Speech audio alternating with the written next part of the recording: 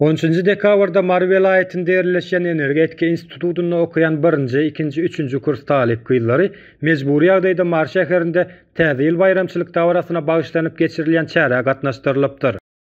Institutda okuyan talip gyzlaryň hem-de olaryň enatalarynyň HSM habar kanalymyza ýetiren habarlarynda şeýle diýilýär. Institutda okuyan çağalarymyz her gün mejburi ýagdaýda çäreden çäre gatnaşdyrylýar. Institutda talip ýaşlary bilimi öwretmeýärler.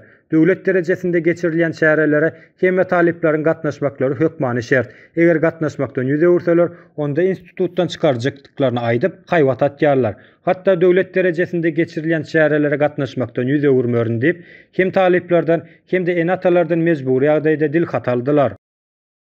Dekabr aýynyň 13-nde Mary şäheriniň Molla Nefes köçesinde ýerleşen baş baýdagyň ýanynda täze ýyl bayramçylygy münasibetli dawaraly bellenilýän çäre institutda okuyan talip gyzlary howanyň sowuk bolmagyna garamazdan gatnaşmaga mejbur edildiler.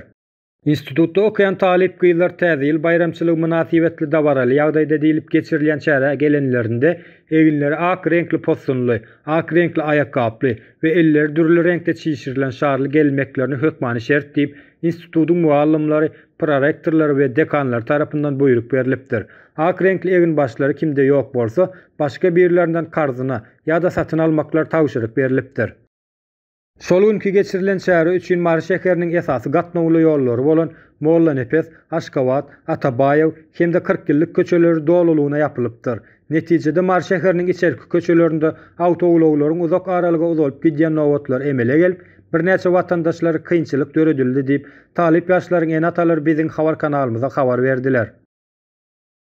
Öň hem bellep geçişimiz ýaly Türkmenistanyň häzirki bir kanun hökümeti Türkmenistanda ýetişen ýaşlary bilimsiz goýmaklary üçin siýasatçylar ýurt derejesinde bilim puduny öz ellerine geçirdiler. Bilimi iň aşaky derejelere ýetirdiler. Kämillik ýaşyna ýeten ýaşlar institut we universitetlerde bilim almaklary üçin öňünden para berip girmeli bolýar.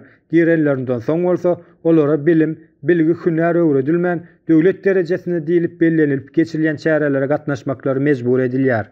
Arkadaşly gahryman serdarmydyň bir ýaşlary öz öwüt milikatlary bilen görülemekde bolup durýan türkmen halkynyň milli lideri gahryman arkadaşymyzyň janlary sag bilen başlar aman bolsun.